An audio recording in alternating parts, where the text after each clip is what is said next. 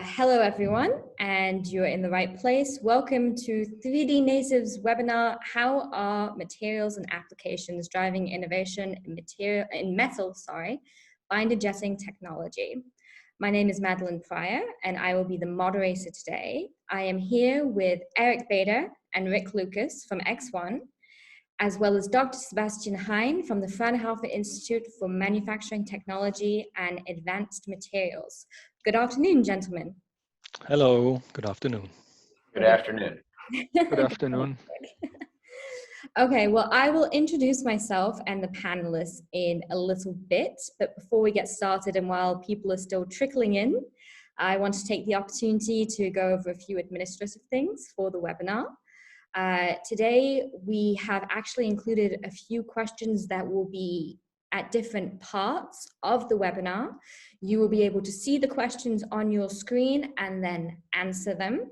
I will announce before the question, don't worry, but it's just to get a little more information on you and what you expect from the webinar to get a better sense of what everyone's looking for. They'll be at different points, as I mentioned, throughout.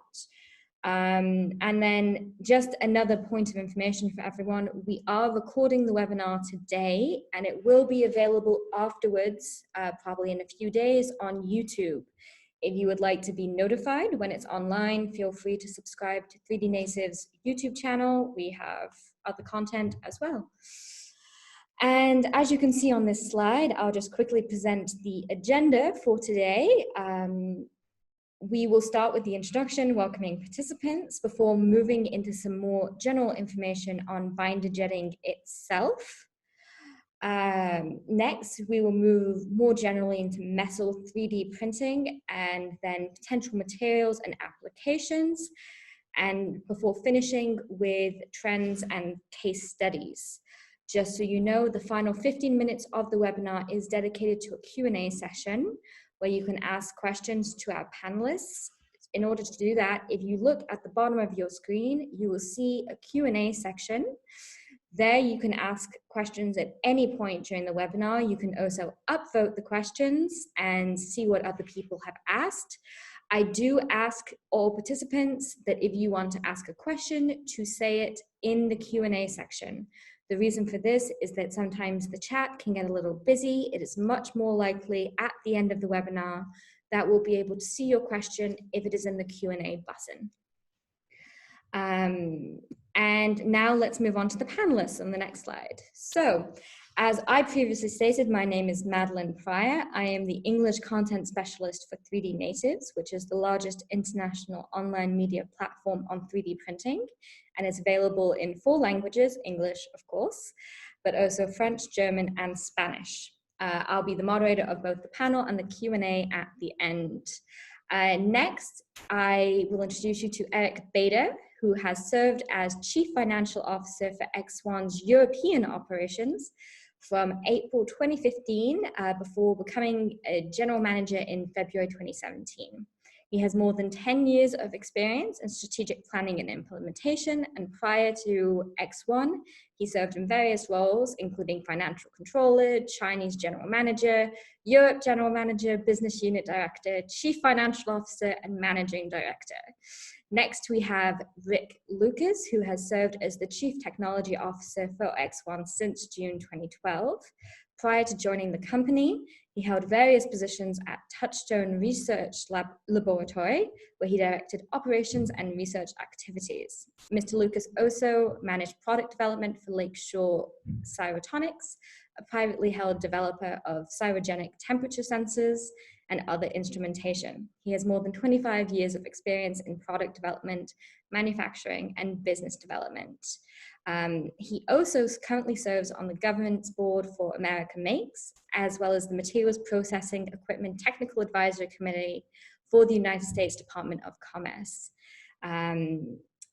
And just for those of you who don't know, since these are 2 panelists from ExOne, ExOne is both a pioneer and global leader in binder jetting, both metal and sand. They've been active since 1995, and their 3D printing systems quickly transform powder materials, including metals, ceramics, composites, and sand, into precision parts, metal casting molds and cores, as well as innovative tooling solutions. And last, but certainly not least, we have Dr. Sebastian Hein, who studied chemistry at the Leibniz University of Hanover with a doctoral degree in inorganic chemistry. He has been working at the Fraunhofer Institute for Manufacturing Technology and Advanced Materials, IFAM, in Bremen since 2017, and is a group manager of the group Shaping and Digital Manufacturing. He works specifically in the field of material development, as well as with the design of temporary processing agents like binders. And Fraunhofer IFAM, for anyone who might not know it, is one of the most important independent research institutions in Europe for adhesive bonding technology, surfaces, shaping, and functional materials research, and many, many other things. So moving on to the webinar itself, this is actually where I will share the first question with all of you. I will keep talking during the question, but I would encourage you all to vote. There you are. It should be showing up on your screen right now. If you would just vote, once everyone or the majority has voted, I will share some of the answers so we can get a better idea. So I'll, as I said, start talking, getting onto the topic itself. As you can see on the table here, binder jetting is one of a number of metal 3D printing technologies and has actually been around since the 90s, which surprises quite a few people. It was initially developed at MIT before ExOne got an exclusive license to the technology in the mid-90s, meaning, as you can expect, this is actually quite a mature technology. It distinguishes itself from other methods, specifically metal additive manufacturing methods, as instead of using a laser or extrusion, it involves the deposition of a binding agent in large sweeps over a powder bed. Additionally, it is the only current metal method that completes full layers quickly and is often regarded as the fastest 3D printing method, useful for anyone where speed is critical. And then just moving on to the next slide. So here you can see a little bit how it works. I'm actually going to end the poll as well quickly and share the results you can see. It seems that about the majority of you don't use the technology but have some knowledge, while there are some who are already using binder jetting. We should have something for all of you, but that is very good to know. Well, for those of you who have a little knowledge, just very quickly, you can see a little more how it works. A single layer of powder is deposited, and the industrial printer head then selectively deposits a liquid binding agent onto a thin layer of powder particles. These can be, as you can see in the corner, a number of materials, though today we're focusing exclusively on metals. This process is continuously repeated until the part is finished. And after it is done, there are several post-processing steps, including depowdering, debinding, and sintering. And then just moving on to the final slide. There we go. So once again, you can see a little bit how it works. So as I mentioned, it involves powder, a binder, and that's how you print. It's actually the 3D printing method that probably most resembles traditional printing, where you have the deposited material which binds, and it's very similar to a 2D printer in some ways. And actually here you can also see the AM power forecast graph, which is showing you that it's expected to grow significantly in the coming years. Already it's quite popular in certain industries, including the automotive industry. But though in 2018, it only made up 10% of the metal AM market, this is expected to reach 31% by 2023, which is quite a jump in a very short amount of time. So with that, we can move on to the next part of the webinar. I will stop talking and leave you in the hands of the experts. Just quickly before then, I do have one more question, which I will share with you. Launch the poll. So if you wouldn't mind asking, what is your main reason for your interest in binder jetting? Once again, once we have gotten the results, I will share them so we can see. This just gives everyone a better idea of what your expectations are for the webinar as well as for the technology itself. I would hope all of you are very interested in metal binder technology, binder jetting technology, as that is why you are here today. Just maybe a couple more seconds as we let people answer. And that is the majority, so I will end that poll, and here are the results.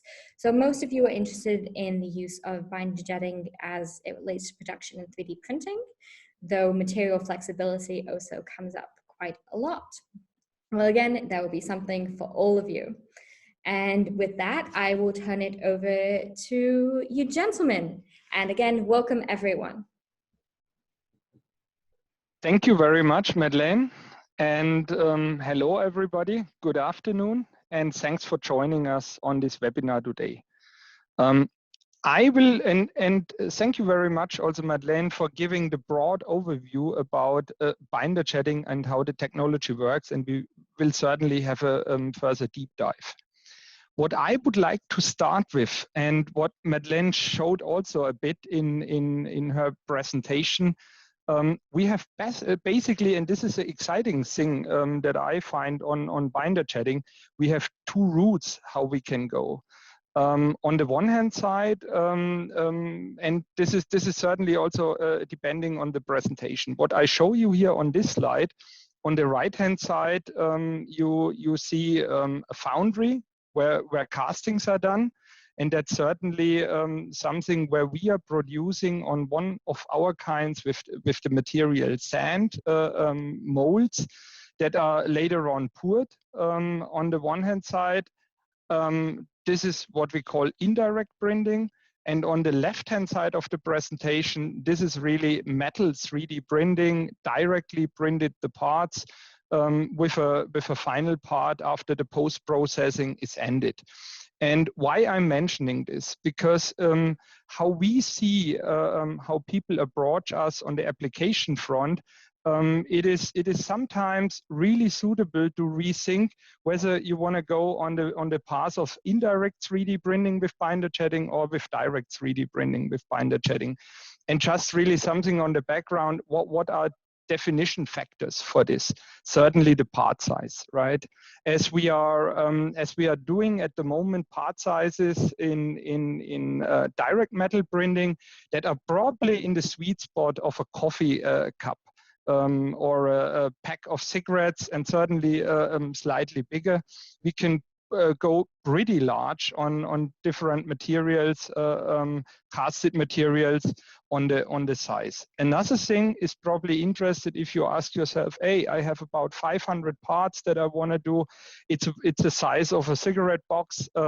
Then probably if the geometry and the design really works out, then you would go on the direct metal path. So I just wanted to open this up to the audience that there is, beside the direct metal printed part, also the opportunity to go the indirect way via pouring. And that's sometimes really interesting. That's at least our experience.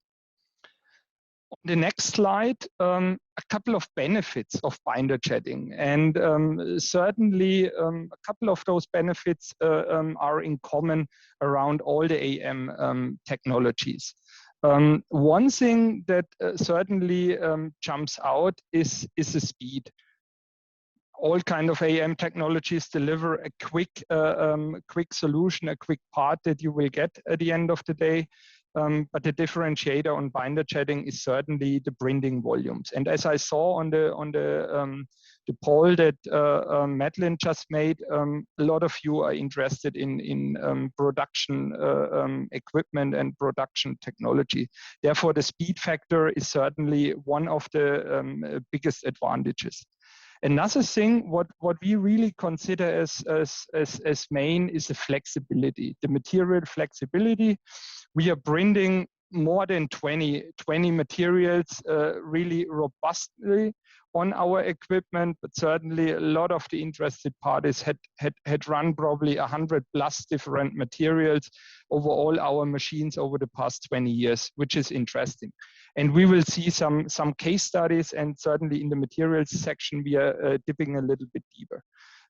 Waste reduction is a factor, as you will really eliminate certain post processes later on, and you are pretty near shape when you produce something on the equipment, and certainly saving the environment additional material, and that helps also saving costs. And last but not least, the rapid design changes that you can address with the AM technology here, and a lot of freedoms that we see in binder jetting, also from the design and geometry point of view, compared to other technologies. This slide here, I would like to invite you, as we had to squeeze a little bit this section here, that we really give you as much as possible technical advantages. I invite you to make a scan of the QR code here, and where you will land is a video that we had been just publishing a couple of weeks and months ago, where we really tried to walk you through the process entertainingly, and seeing, okay, what are the different steps, what are the considerations through the different steps of metal binder jetting.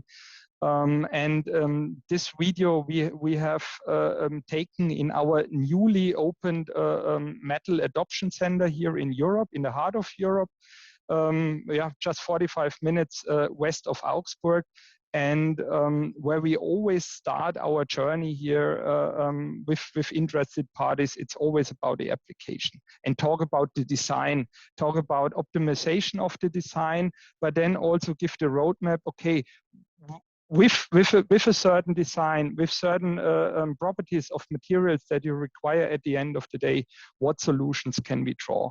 And that's probably something up which you can follow up later on.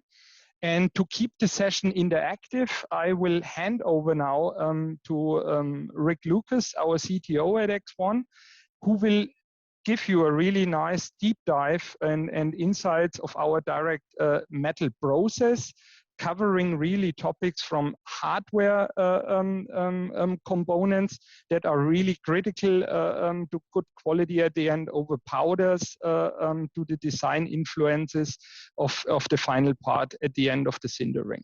So enjoy the session with Rick, and I will be back later on with some case studies.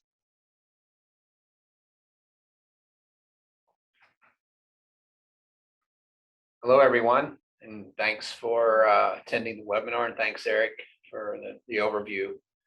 So I'm going to talk mainly about metal, the metal side. And the one thing that is important for folks to understand, we usually talk about binder jetting as like inkjet printing, which is really oversimplification of what's going on. There's really a lot of complexity and interdependencies.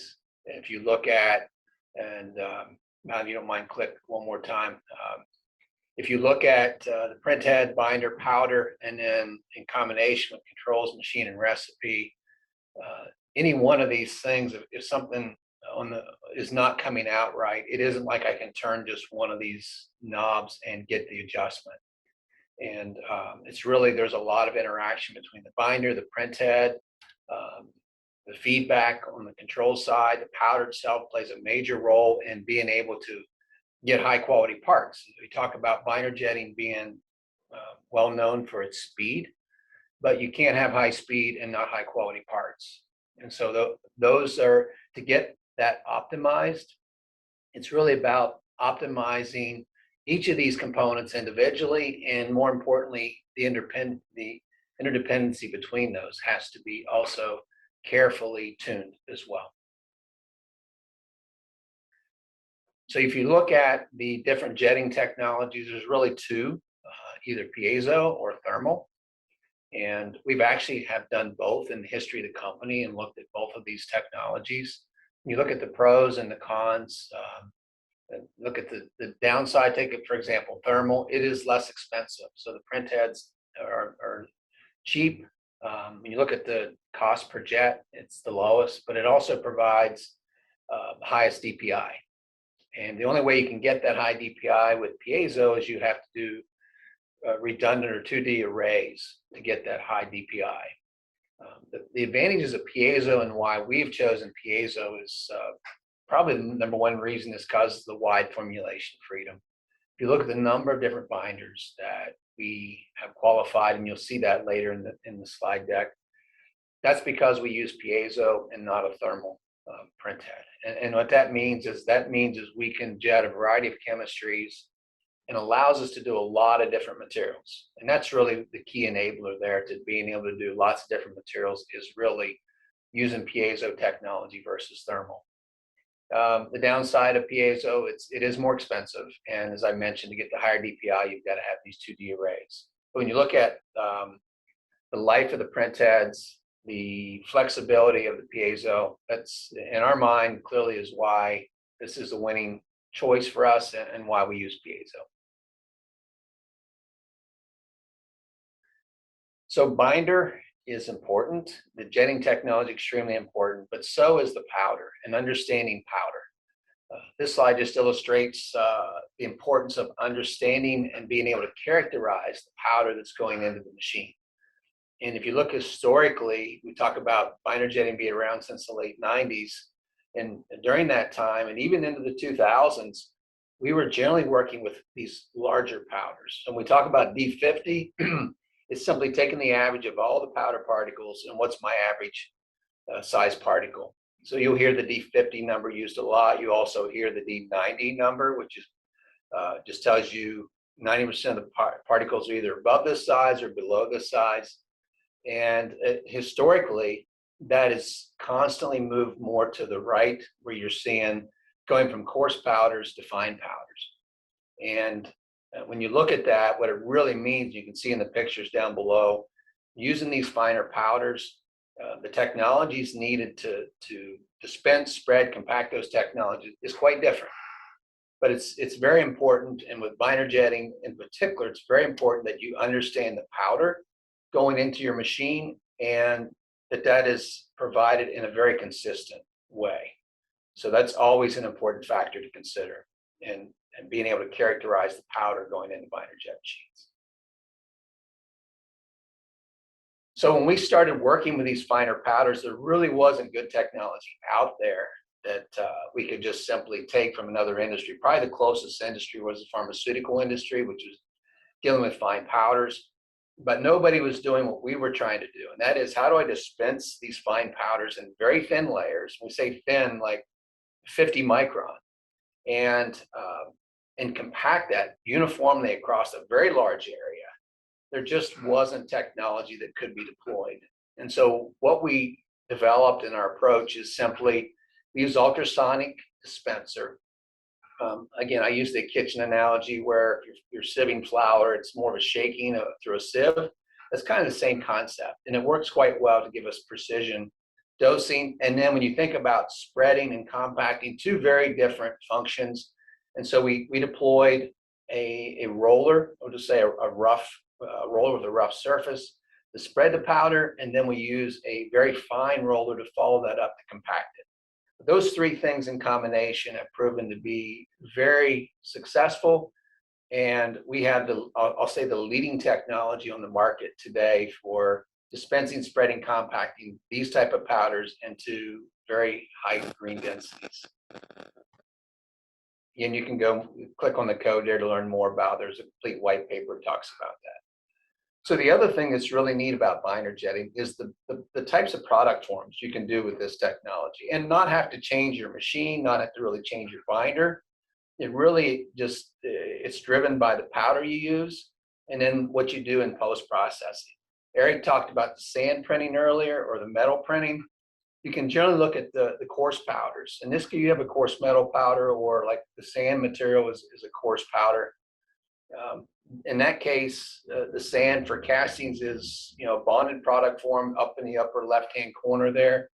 And we do a lot of that. We just simply glue particles together. And then if you want to partially center it, it's very easy to do that. You simply are going into a furnace. In case of metals and ceramics, you center that lightly and you basically create a porous structure. And that can be done with both coarse or fine powders. So depending on what you're looking for, fine is going to give you better resolution, coarse is going to be faster. So there's a balance there between selecting which one of those make the most sense. You can also infiltrate. We do a lot of what we call metal matrix, and you can simply take that partially centered product and then infiltrate that with some other material. In the case of sand, we even have customers who infiltrate that with resins and epoxies. In the case of metal, you can actually take like a stainless steel and infiltrate that with bronze. And then the last area is what we call the highly centered product. And that's simply, we heat it up to semi-liquid phase for the material, and then it centers down. And with that product, we have a lot of centering, a lot of shrinkage. So just quickly on the final part, density, when you look at, we talk about historically moving from left to right. We print green powder, and you get generally 50 to 60% in density. And then depending on what you do in the post-processing, you get the densities. And you can see typical present centers in the 85 to 93 range. Metal injection molding is typically 96 to 98, which is where we generally, with the highly centered materials, are something similar to a MEM product or a casting product. So I mentioned selecting piezo, and the value of that is that we can qualify a lot of different materials. And when you look at the we classify it as third-party, customer qualified, R&D qualified. It's simply put, third party is complete qualification done by an independent third party that has basically validated all the material properties that we have on our data sheets. Customer qualified are materials customers provided to us. We qualified the process, we actually characterized the materials, but they've done their own qualification on those materials. And R&D qualified would be materials that we've only internally qualified. But again, look at the number of materials there. Being able to use piezo and binder jetting, it's really flexible in terms of the number of materials we can do. Last thing I want to talk about is just the critical importance of binders. The jetting technology is important, but when you look at what's really enables us to create these more new advanced materials and be able to make these high density materials, it's really, the binder's really critical. And again, Sebastian will be talking here in a minute more about materials, but this is a critical area, and we've done a lot of work over the years with IFAM, and in particular Sebastian as well, to help us develop these more advanced chemistries for these certain materials. Certain materials don't like carbon, other materials that's totally fine. And so that's the clean fuse binder I just highlight, and then the other one's nanofuse. Really excited about the nanofuse capability, the ability to put very fine particulate into the binders and jet that into the system. So now we're talking about not just additive benefits, being able to do complex parts, but actually being able to do advanced metallurgy and be able to do that easily in the machine without a lot of changes. So with that, I want to introduce Dr. Sebastian Hein and IFAM, who's been a great partner for ExOne, been working with them for many years, and really appreciate the work we've done together. And actually, just quickly, we have a final question for everyone. This actually is a question that you can answer multiple. So please, if you would just take a moment to let us know which materials you are interested in.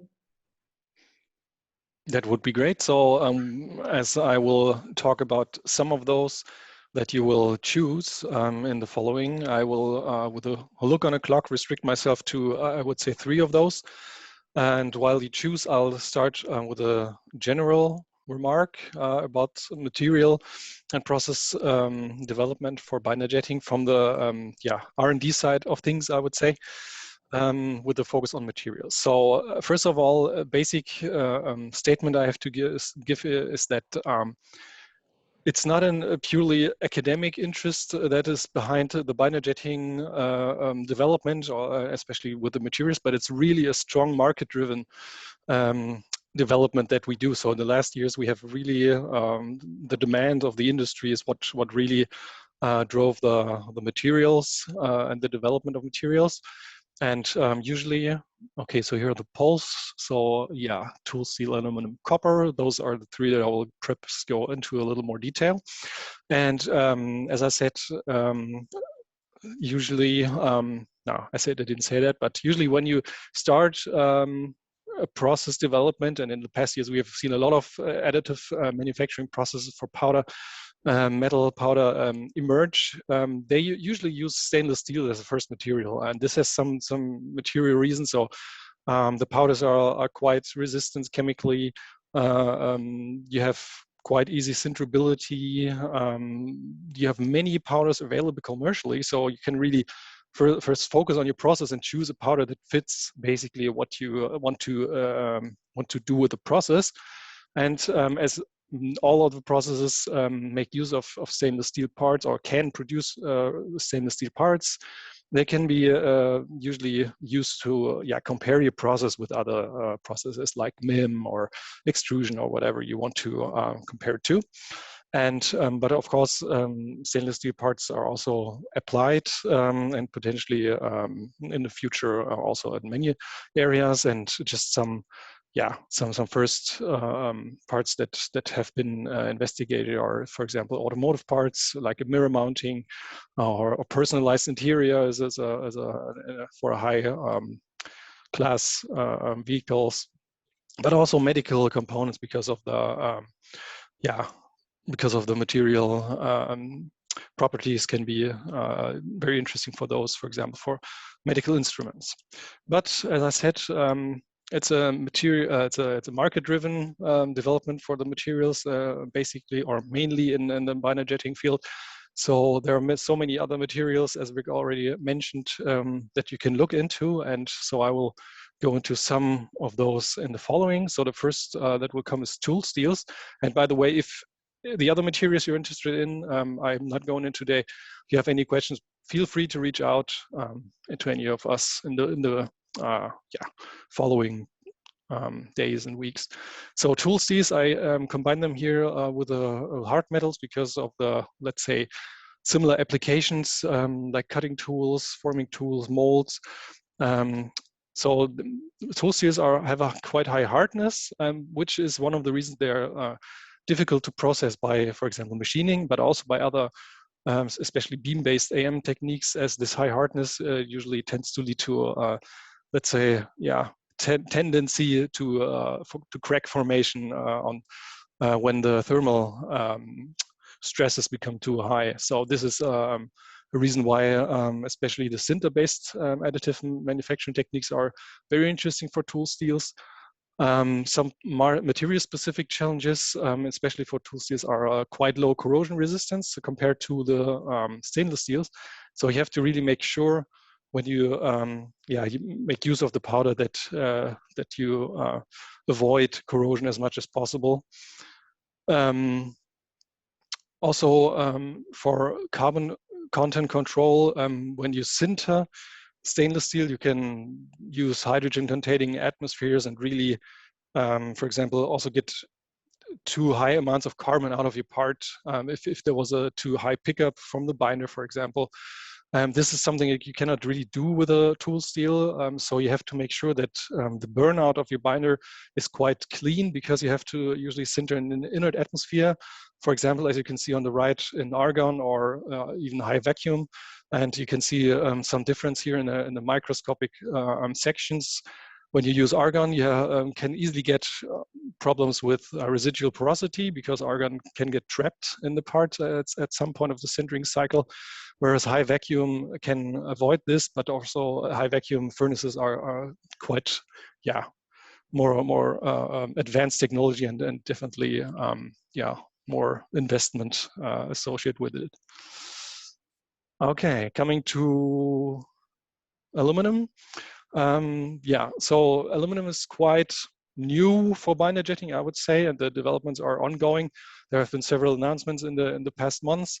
And of course, aluminum is quite interesting because it has a very high specific strength, is a very lightweight material, has an excellent corrosion resistance. And so, yeah, applying it in automotive parts and aerospace parts is an interesting lookout.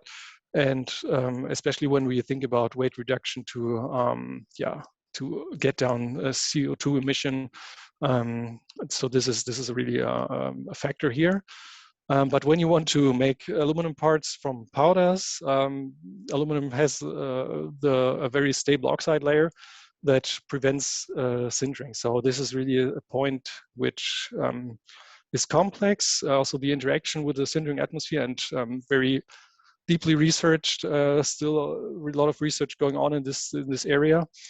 Another point is when you have very fine powders of aluminum, they can also be quite reactive. So if you look at safety precautions, you have to take aluminum is not as easy as, for example, stainless steel. And the last factor I want to mention is that for aluminum alloys, we usually have quite low sintering temperatures. For example, for alloys that we looked at somewhere around 600 to 650 degrees Celsius. And this is very close to a typical burnout temperature of your binder. So you do not have a big gap between burning out the binder and moving on to the sintering step. So you have to make sure that your binder burnout is very clean at this initial step, because whereas for steels, for example, you can go higher and during these higher temperatures even get rid of some more residuals. This is not possible for aluminum, so you have to be careful with that. And lastly, copper. Of course, copper is considered is very interesting due to high thermal and electrical conductivity. So basically for heat transfer parts, for coils, for electrical parts, it's very interesting. But when you look at the material, copper has the tendency also to oxidize very easily. So if you don't take precautions there, already the moisture in the atmosphere can turn your whole print bed, as you see on the lower right, to a corroded copper print bed. And this is really something you have to avoid as much as possible. Copper oxide can be reduced in a sintering, but still this is a suboptimal situation to start your sintering process. So basically you want to avoid moisture. So basically using water-free binder would be more sensible for copper. And so this is an aspect that we can go with here. And when you want to use copper later on for electrical conductivity purpose, or for applications that make use of the electrical conductivity, you have to be very careful with contamination, because any kind of contaminants really pull down the electrical conductivity considerably.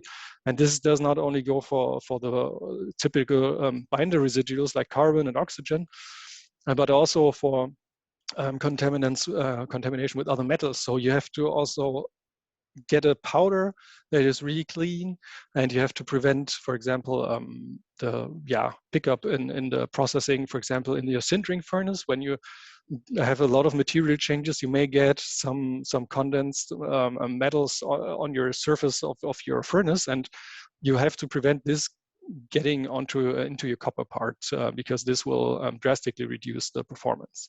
So these are some of the aspects you have we look at for different materials. You can go into you can deep dive as much as you like for hours. So I'll stop here, and if you're interested in further discussions, as I said, please reach out after this, or post some of the questions now in the Q&A. But before we go to this, I'll give back to Eric for some trends and case studies.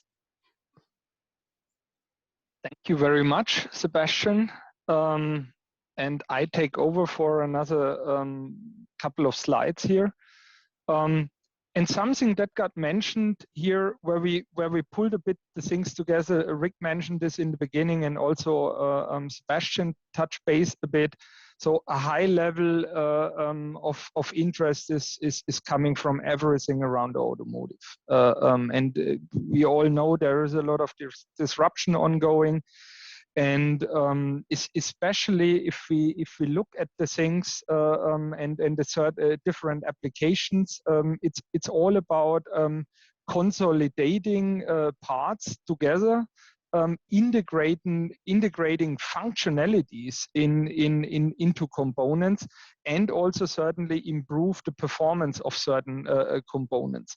Whether these are nozzles for the energy management or fuel management, whether we are talking about lightweight parts that had been mentioned in many aspects around aluminium, whether direct printed or casted structural parts of the automotive that is going on, and in order to get a optimized vehicle there. And also in whatever we see here, especially in the battery section, we see different materials beyond the aluminium and stainless steels there.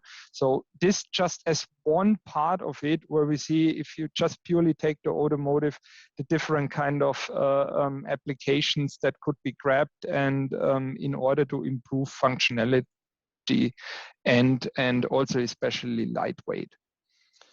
On the next slide, a pretty interesting case study we did together with Tecnalia, a Spanish research institution.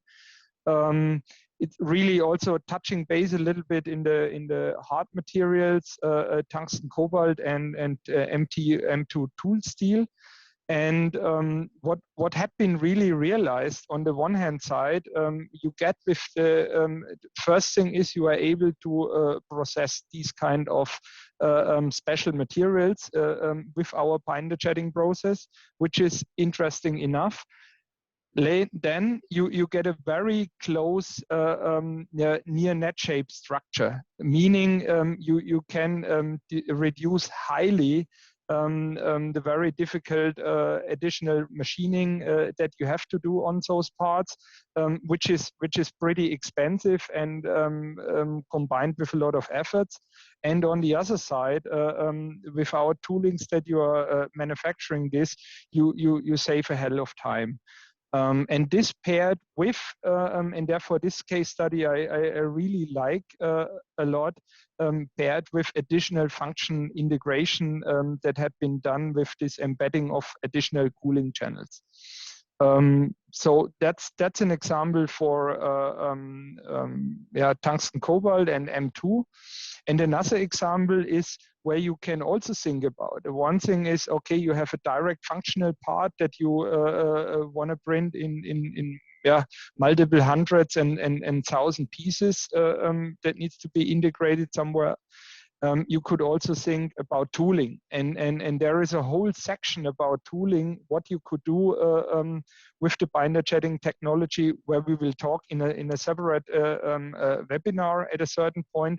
But what we saw here, on the one hand side, a super durable tool that had been built, which was in a lightweight structure, and compared to other AM technologies, really also at a very affordable price. And articles like this or examples like this, we have a lot, unfortunately, and we get asked a lot, hey, I want to see examples, I want to see case studies. I mean, we see this in this industry, whether we or with other competitors in the field, it's getting more and more. But as we are still in an early stage, there are a couple of really interesting applications that are prevented at the moment by confidentiality agreements, which are fully understandable. And therefore, I hope really that we can share more and more over the next couple of months and years, and give you the right hints for this technology. And here, I'm done. I see we are almost on time. And then I would say I stop here and hand over again to Madeline, who would then finally coordinate the Q&A session. And I believe all the three of us, we are happy to answer your questions. Well, perfect. Well, perfect timing. Nice. And so I will start with the questions. As I mentioned before, please do ask your questions in the Q&A section, because it makes it much more likely that I will see it. Also, feel free to upvote questions that you are particularly interested in, because I will prioritize those. So I think I will ask the first question I see, which is, I think, Rick, you might want to answer this, but what are the biggest challenges on the way of larger parts to be printed? Yes. So I'm going to talk about single alloy materials, because I think that's really what the question is directed at. With binder jetting, and I mentioned in the one slide, we get about 50 to 60% grain density in a part. So all that porosity has to go away via shrinkage. And when you think about how much a part shrinks, it's substantial, over 30% volumetric, 15 to 20% linear shrinkage, which is a lot. And what that really creates in terms of a challenge is keeping the part uniform, so I'm not shrinking in different directions. And so the biggest thing that we're working on to address that is just improve the green green density itself, and increase the density from that 50 to 60, maybe even up to 70%. And so that's the biggest challenge, is tied to the shrinkage during sintering. And the solution, and there was another question around this that I answered, is the key there is just getting our green densities up. And we're doing that via the particulates in the binder, and then improving just the green density itself through better packing efficiency around the powders. And that involves working with the powder suppliers to be able to do that. So that's in terms of getting the big parts, that's the key thing there. Great, thank you so much. And well, next question, which actually I think is at least slightly related, which is, how can you control and calculate the shrinkage tolerance after sintering, mainly in the hollow part? I can take this, or Sebastian, Eric, either one, but I'll just quickly comment. When you have a uniform green density, predictable, so when you run parts in the machines, you can actually, once you're familiar with a powder, you know roughly what green density you're going to produce in the machine. And there's an X, Y, and Z, we call correction factor, that's applied. And during this, you scale the part to allow for that shrinkage. And so once you have a consistent printing setup on your machine, and then you've got sintering that you've basically got predicted numbers there, then you just simply apply these correction factors. And they can be applied independently to X, Y, and Z. Typically, X and Y are very close. Those correction factors are very close, and typically we're shrinking a little bit more in the Z direction. But that's simply done through the software. Great, thank you very much. And then I think we have a few safety questions from the audience. The first is concerning the fine powders, and the anonymous attendee asks, how are fine powders handled in terms of safety? Inhalation, exposed for atmosphere. There seems to be a need for appropriate PPE and ventilation systems or filters. Could you comment on this? Yeah, Eric, you want to take it? Or? Yeah, so perhaps, of course, there are personal precautions that you have to take for your employers, for the ones who work the machines, like masks with special particle filters and stuff. So there's regarding the human, there is this precaution that we take. It's preferable if you can install this in your facility to have the whole machine in a confined space with a separate suction system, as well as a suction system on the printers that is connected to a appropriate ventilation system with a filter that you have to also change or clean when you do material changes, so that you don't have a mixture of different powders in the filters that can be problematic at some point. So it's basically all the general aspects that you have to look out when you deal with fine powders in general, not only binder jetting specific. So any. I just add, Sebastian, on the big production systems that we're working on completely closing all that off so that there's really no powder going out in the air. So totally closed systems between the printing and the powder conditioning, the depowdering. There's a lot of work going on around totally automating that. So there's really no powder leaving the unit. But as Sebastian pointed out, on the smaller systems, certainly there's precautions and safety equipment that's got to be used when you're handling those powders. Great. And just to follow up, since we're on safety, another attendee did ask how you can safely print aluminum alloys using binder jetting equipment.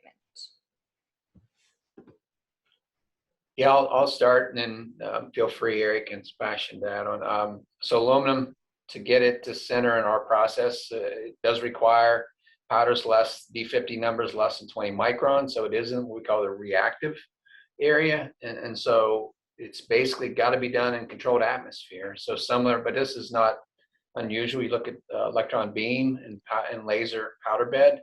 Those are all controlled atmospheres as well. So we simply are just doing everything in a controlled atmosphere so that the powder, the printing, the curing, all of that is done. Yeah. Frozen. There's a lot more precautions there. Yeah. And those you mentioned, many of these precautions would be with most additive manufacturing methods as well. Okay, moving away from safety for a minute. One other question that we had is about the types of binders. Are they generic or are they determined by material group, what you use? Sebastian, you want to take that one? Yeah, I mean, of course, basically this is the binder side of things is not just one aspect to take into account. I mean, you have the interaction of the liquid binder that you apply with a powder, which may be if you have a corrosion sensitive material that you may have to avoid water in your binder. There are of course different strategies for binder. For example, they're generally, for example, having a polymer solution so that you basically just dry your binder. You have reactive binders where you have a chemical reaction that may also be well, specifically, differently with different materials. So chemistry can be quite complex when you have such high, surface in the area where you do the chemistry, and so this is an aspect, and also like how you. What is generated when you, for example, cure the binder or dry the binder? So is it just a solvent evaporating? Is it something that it comes out of the binder due to a chemical reaction that may also interact with the material? So it's really, you have to look at the material and what it demands, and then choose the binder. And there are certain, I mean, available binders that are there for the ExOne systems that Rick also showed. So you have a quite broad variety to choose from, and usually there are good starts. But for example, for some very challenging materials like aluminum or titanium, there may be approaches in the future to optimize, like for example, the binder burnout, because the residuals really mess up the properties of the metal part if you don't get out the residuals before you sinter, for example, because you cannot always do this with the material during the sintering step for titanium, for example, or aluminum. And so, yeah, it's a complex question or a complex answer to a simple question. Yeah, honestly. So, yeah, many things to take into account. Well, thank you. I would expect nothing less. Well, another question now is, how are higher densities achieved by binder jetting compared to press and sinter when binder jetting components are not pre-compacted? So I'll take this one. So press and center is typically very low from our standpoint, in the low 90s.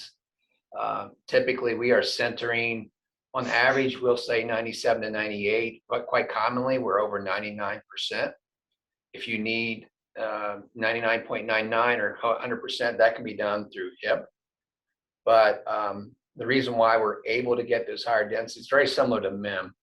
It's very analogous. Binder J is very similar to MEM technology in terms of the green densities. And we're actually using even MEM powders, because those powders have been designed to center to very high densities. So you maybe remember that chart that I showed where MEM is typically in the 97 to 99 range. And that's because those powders have been developed and optimized for centering to these higher densities, which is why we use those same powders. That's why we're very analogous to a MEM process in terms of the densities we're seeing after centering. Okay, and actually just while I have everyone, do note that there are a lot of questions. So I do not believe we'll get to all of them. So again, do feel free to upvote questions you like. Also, if at the end your question has not been answered, do feel free to contact the email that is currently on the screen, europe@exone.com, to follow up with panelists. And well, I'll continue now. I'm really just doing them in the order that I see them with voting. So the next question that I have is, for tool steel metal printing, can good impact resistance be achieved? Referring specifically to Sharpie impact test. Yeah, again, I'll take this one. Yeah, we are working on a variety of tool steels, M2, H13, M2. And what we're finding is we are, and Sebastian talked about the binder and the importance of the binder. So tool steels, carbon can be very problematic with those. And even from one tool steel to the next, there may be some specific chemistry issues that we're having to deal with. But in general, I think what we see is that what properties you get from a typical MEM process, and I'll say the same kind of heat treatment made to the metals to improve hardness or change the metallurgy there, also work very well with our process. So you're basically using the same type of powders. The only difference is the binder chemistry itself. And that's really why we probably spent a fair amount of time talking about the binders and the importance of the binders and during this webinar. Particularly tool steels, that's really critical that we get that binder chemistry right. But we're very confident we're going to get to be very similar to what you get with conventional processes in terms of hardnesses that you see with those types of tool steels. Yeah, I can also support that. And also for tool steels, you usually have a often a quite narrow window where the sintering really leads to this the high density that you need, especially when you talk about mechanical performance and failure resistance, basically. And so this really is a development issue, because with the different green densities that you have from process to process, you always have to look into also the sintering of these materials to get it right and to get your carbon content really into the specifics that you need to get the material properties out. So it's always a balance act that you have to fulfill with these materials. Makes sense. So I have another general question now, which is, I assume to ExOne, which is, do you have an automatic solution for the depowdering process after printing? Yeah, excellent question. If you go to one of our shops, you'll see very few operators around the machines, and you'll see a lot of folks harvesting or depowdering parts. We are, and it's very important, particularly when you go to higher volumes and the bigger industrial systems that we're working on. There is clearly a demand for automation around depowdering. The challenge you run into with depowdering and automating that is the part itself. All parts are different, and how that particular part gets depowdered and the automation required is quite different from part to part. So we are working on what we call generic depowdering automation solutions that will work for a large number of part geometries. And then also working on solutions that customers can deploy, I'll say flexible solutions. So they've got a very unique geometry of a part that they can use that to work for their specific part. And in some cases, it will really need to be developed. The automation around that will be very specific to that part. We are working on solutions and trying to make generic ones that comply to a large number of parts. But again, it's very part specific. And also, I have to add that, of course, the green strength of a binder jetting part is not comparable to a laser molten part, basically, or electron beam processed part. So this interplay with the green strength and the binder also again comes into play is very important. So I'm looking forward to many interesting developments for increase in strength, which also is very directly connected to the powder bed density. So getting the density up, as Rick mentioned, is important for all steps. Also the depowdering, the green strength that will result from this is one of those main factors. And so having more flexibility to design these depowdering systems, and there are approaches in the world that are very interesting, but having more, more flexibility that how you can handle a part due to the strength of the part is also a very interesting aspect. So also these nanofuse developments go into this direction to increase this. So it's a very interesting approach there. Okay, well, it is time. Do you have time for one more question? Depends on the question. You might be long. Of course. Well, let's see. We'll see if we can wrap it up in a couple of minutes. The last question is just, is there an opportunity to print with non-pure alloys, for example, a silver and copper alloy? And how would these materials be validated for binder jetting? The question asker also asks, what is the standard mesh size? But let's see what we can get in a couple of minutes. Well, I can take a quick swing at it. Sebastian, you can add on as well. We are working on both of those materials. And I would say generically, the way we validate any material, it's usually chemistry and thermophysical properties. So no matter what material we're working on, we will look at what's the chemistry of the finished part after it's sintered, and then what are either the thermal, the physical properties of that part, and how does that compare with conventional MPIF standards or ASTM standards for that particular material. So the short answer is yes, and it would, in terms of the process for qualification, very similar to what we do with other materials, just chemistry and thermophysical properties. Okay, well, if that's that, then again, feel free to email the email address that is on the screen if your questions weren't answered. Sorry, we couldn't get to all of them. There were quite a lot of questions, but we did our best. And with that, I would just like to say thank you again so much to all the panelists for being here, and thank you to everyone who attended the webinar. It was a pleasure, and again, the webinar will be up on YouTube in the coming days. And with that, I guess I'll say goodbye and have a wonderful day, evening, wherever you might be. Thanks and goodbye, everyone. Yep. Thanks for having us. Yeah. It was Good evening. It was our pleasure. Goodbye.